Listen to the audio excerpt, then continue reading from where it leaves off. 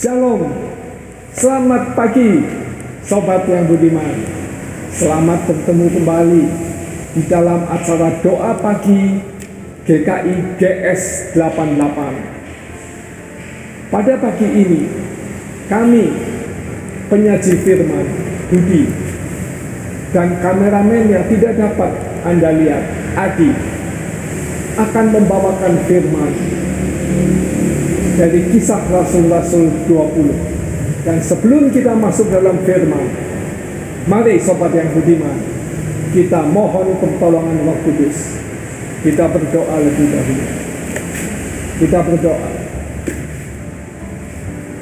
Ya Tuhan Allah sesembahan kami, puji syukur dan terima kasih kami panjatkan kepadamu Tuhan, karena pada pagi hari ini yang indah Tuhan telah mempertemukan kami, sekelompok kecil anak-anak Tuhan, untuk bersama-sama kami bersekutu memanjatkan doa-doa kami kepada Tuhan. Dan jika sebelum itu kami ingin mendengarkan sedikit petunjuk firman-Mu, kami mohon Tuhan sertai kami supaya firman-Mu dapat benar-benar diserap dan dipergunakan di dalam kehidupan kami sehari-hari. Tuhan, kiranya Tuhan sertai doa pagi ini dari awal sampai akhir nanti. Dalam nama Yesus, amin. Sobat yang budiman, pada pagi hari ini kita akan membaca firman dari Kisah Para Rasul pasal 20 ayat 7 sampai 12. Kisah ini sangat menarik, terutama bagi anak-anak sekolah minggu. Kenapa? Mari kita dengarkan. Meskipun menarik bagi sekolah minggu, akan membawa makna juga bagi kita sekarang ini. Demikian firman Tuhan. Pada hari pertama dalam minggu itu, ketika kami berkumpul untuk memecah-mecahkan roti, Paulus berbicara dengan saudara-saudara di situ, karena ia bermaksud untuk berangkat pada keesokan harinya. Pembicaraan itu berlangsung sampai tengah malam di ruang atas, di mana kami berkumpul, dinyalakan banyak lampu. Seorang muda bernama Etikus duduk di jendela. Karena Paulus amat lama berbicara, orang muda itu tidak dapat menahan kantuknya. Akhirnya ia tertidur lelap dan jatuh dari tingkat ketiga ke bawah. Ketika ia diangkat orang, ia sudah mati. Tetapi Paulus turun ke bawah. Ia merebahkan diri ke atas orang muda itu, mendekatnya dan berkata, "Jangan ribut, sebab ia masih hidup." Setelah kembali ke ruang atas, Paulus memecah-mecahkan roti, lalu makan. Habis makan, masih lama lagi ia berbicara sampai fajar menyingsing. Kemudian ia berangkat. Sementara itu mereka mengantarkan orang muda itu hidup ke rumahnya, dan mereka semua merasa sangat terhibur. Amin. Demikian firman Tuhan pada pagi hari ini. Berbahagialah kita semua yang mendengar dan menyimpan di dalam hati. Saudara-saudara yang budiman, ada satu atau dua pertanyaan yang saya ingin dijawab dengan jujur di dalam hati saja, di depan Tuhan Yesus. Pertanyaannya demikian. Pertama, pernahkah sobat yang budiman merasa mengantuk pada kebaktian onsite di dalam gedung gereja?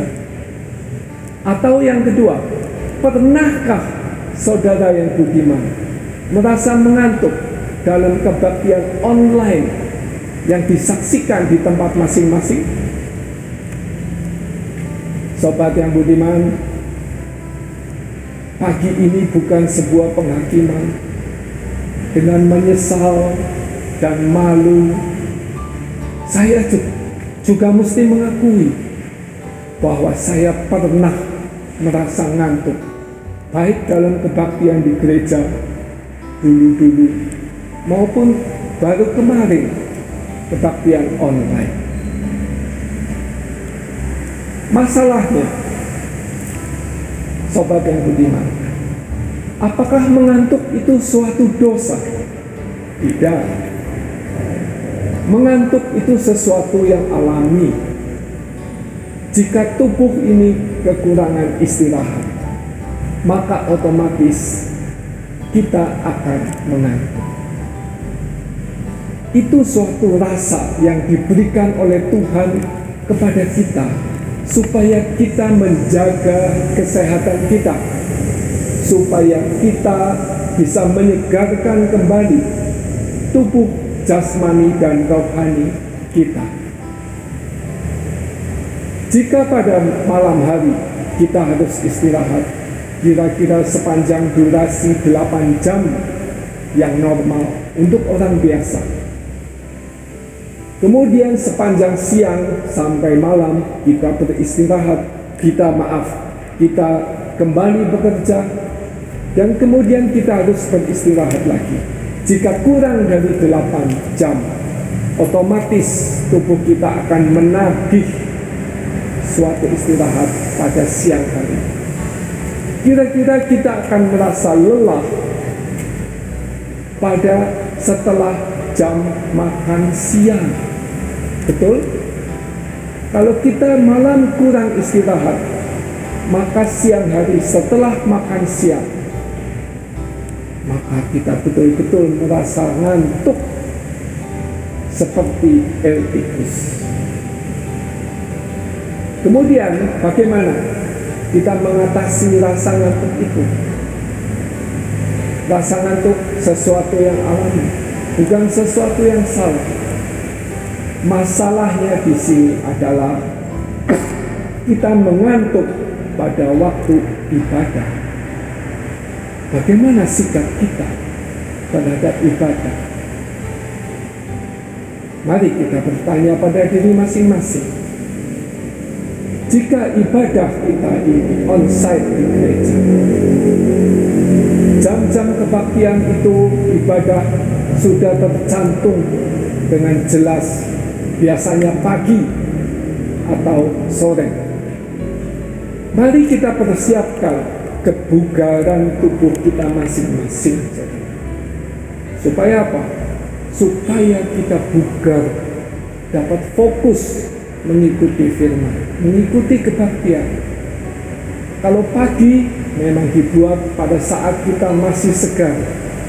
Kalau pada sore hari dibuat jauh sebelum kita masuk dalam fase istirahat. Maka keduanya bisa kita pilih. Kita persiapkan bagaimana kita menghadapi kebaktian. Jika kita masih mengantuk, saya juga pernah mengantuk, maka berarti kita kurang persiapan dalam menjaga kebugaran tubuh kita masing-masing. Berikutnya, pada ibadah online, pada masa pandemi ini, tidak semua gereja bisa melakukan ibadah onsite. GKI GS 88 di sini ada onsite, ada online, karena menjadi demikian terbatas ibadah yang dilakukan onsite. Saya sendiri selalu melakukan online karena tidak dapat mengikuti onsite. Nah, di dalam masalah online ini, supaya kita tidak mengantuk, persiapkan diri kita dengan baik. Baik jamnya, baik sikap kita, tempat kita melakukan ibadah, bagaimana, kemudian penampilan kita, apakah layak, Sobat yang budiman, jika kita online, ini di rumah, tidak ada yang melihat, saya pakai kaos oblong yang sudah sobek, ibu pakai daster, atau mungkin sambil tiduran di sofa atau di tempat tidur atau di kursi malas. Layakkah sikap itu? Mari kita introspeksi bagaimana kita bersikap di dalam ibadah online. Otomatis kalau sikap begitu, maka kita pasti mudah jatuh dalam kantuk. Terutama kalau kita tidak mempunyai jam istirahat yang cukup. Kemudian dari firman ini kita juga bisa melihat bagaimana seorang pemuda bernama Eutikus, dia mendengarkan khotbah dari Rasul Paulus. Tentunya Rasul Paulus itu khotbah langsung disambung dengan pembicaraan, tanya jawab. Karena itu disebutkan bisa sampai tengah malam. Sobat yang budiman, bayangin, kira-kira dari waktu makan malam disebutkan sehabis memecah-mecahkan roti bisa sampai tengah malam.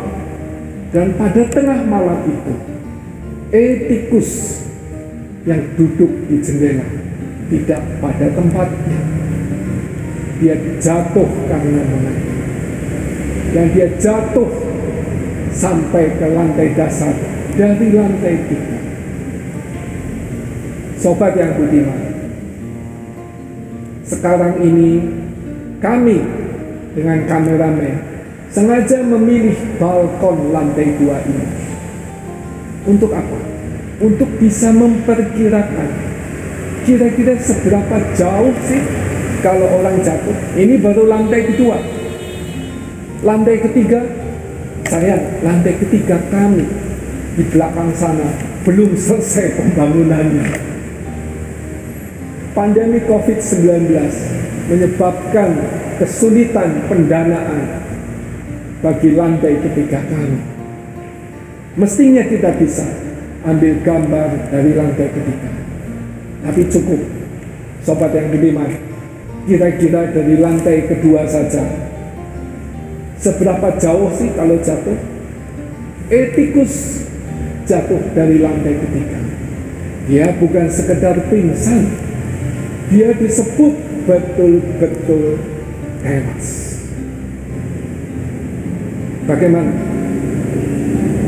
Kalau pingsan mungkin dia bisa dianggap ini bukan mukjizat. Ini dia bisa meneruskan tidurnya sampai Paulus membangunkan. Tapi lantai 3 ini baru lantai 2 balkon. Jadi kalau jatuh dari lantai 3, kita bayangkan bagaimana. Tetapi Paulus dengan imannya kepada Tuhan mendapatkan kasih karunia Tuhan untuk menghidupkan kembali pemuda ini. Sekarang Rasul Paulus tidak ada di antara kita. Siapa yang bisa menolong kita kalau kita jatuh dari balkon ini? Siapa yang tahu? Jadi persiapkanlah ibadah kita dengan baik.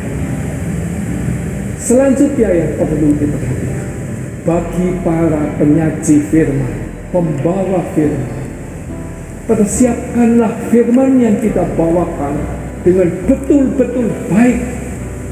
Bukan cuma benar, tapi betul-betul baik, sehingga tidak ngantuki. Betul begitu? Terus terang, banyak juga firman yang berputar-putar sehingga para jemaat ngantuk. Bagaimana? Pada pagi ini firman mengenai Eutikus ini berbicara kepada sobat semua sebagai jemaat dan kepada semua pembicara pembawa firman untuk sama-sama introspeksi. Bagi jemaat, persiapkan diri Anda dengan baik. Bagi pembawa firman, mari introspeksi, persiapkan firman kita itu yang Tuhan berikan kepada kita untuk dibawakan juga dengan sebaik-baiknya. Selamat pagi, shalom, sampai bertemu di lain kesempatan. Amin. Sobat yang budiman, kita akan panjatkan doa-doa syafaat kita pada pagi hari ini. Mari kita tunduk sejenak dan mohon bantuan Roh Kudus supaya doa-doa kita ini bisa dipanjatkan dan diterima oleh Tuhan. Kita berdoa. Ya Tuhan, Allah sesembahan kami mohon bimbingan Tuhan supaya kami semua di dalam kondisi kesehatan yang baik, supaya kami boleh bekerja memuliakan nama-Mu, tetap melayani Engkau di dalam masa pandemi COVID-19 ini. Kami berdoa juga Tuhan bagi semua yang merasakan penderitaan akibat tidak langsung maupun langsung dari pandemi ini, mendapatkan kekuatan untuk bertahan melalui pandemi ini sampai nanti. Kami tahu bahwa pasti akan ada akhir, ada ujung yang Tuhan berikan menyelesaikan masalah pandemi ini. Tapi beri kami kekuatan supaya kami tidak putus asa. Tuhan, selanjutnya kami juga berdoa bagi semua jemaat dimanapun juga, supaya bisa mempersiapkan diri dalam ibadah-ibadah, tetap di dalam pelayanan, baik on-site maupun secara online, tanpa mengurangi kehikmatan, kesakralan dari ibadah yang kita lakukan. Supaya ibadah ini jangan terdegradasi menjadi sekuler, seperti sebuah tontonan saja. Kami mohon Tuhan, kami juga berdoa untuk mereka yang sakit, yang berada di rumah, yang mengalami kelemahan tubuh, maupun yang terbaring di sal-sal di rumah sakit yang tidak kami ketahui. Mohon Tuhan bimbing mereka dan sembuhkan mereka. Tuhan, tidak lupa kami juga berterima kasih atas proses penyembuhan yang Tuhan berikan kepada saudara kami, Pendeta Theophani di Jakarta. Proses penyembuhan yang begitu nyata, dan besok saudari kami ini sudah boleh rawat jalan di dalam penyakitnya ini. Terima kasih Tuhan. Kiranya Tuhan terus sembuhkan, supaya dalam waktu yang tidak lama dia boleh kembali melayani kami di GKI GS 88 ini. Tuhan, selanjutnya kami juga berdoa bagi semua jemaat Kristiani, di mana kami sebentar lagi pada bulan Desember harus mempersiapkan perayaan dan ibadah Natal. Entah bagaimana nantinya bentuk ibadah atau perayaan tersebut, kami mohon petunjuk dari Tuhan. Apapun juga, kami akan menjalaninya dengan penuh kehikmatan, tanpa mengurangi sesuatu yang menjadi sakral, supaya perayaan dan ibadah Natal nanti jangan menjadi sekuler.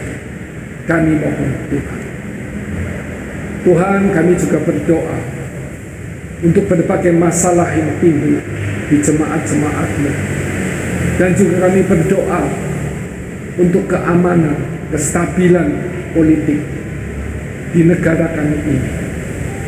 Berilah kepada para pejabat, para pemangku kekuatan di sini untuk bisa bertindak bijaksana sesuai perintah Tuhan, sehingga dapat membawa negara ini melalui pandemi COVID-19 ini dan melalui berbagai macam gejolak politik dengan sebaik-baiknya. Terima kasih Tuhan. Dalam nama Yesus, amin. Terima kasih. Selamat pagi. Shalom. Sampai bertemu lagi pada kesempatan yang akan datang. Kita akan memuji Tuhan.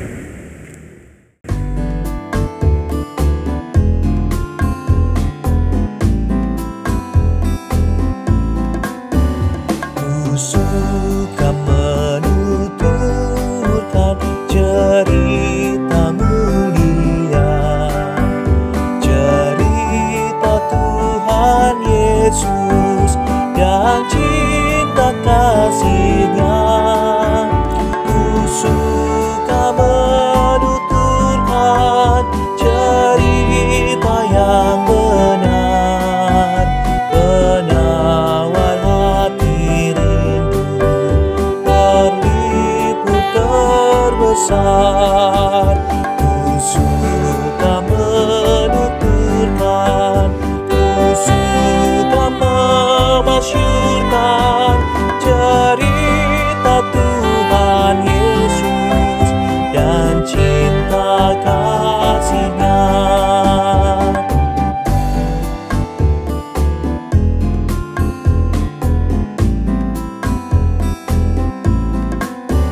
Ku suka menuturkan cerita mulia, setiap ku ulangi bertambah manisnya.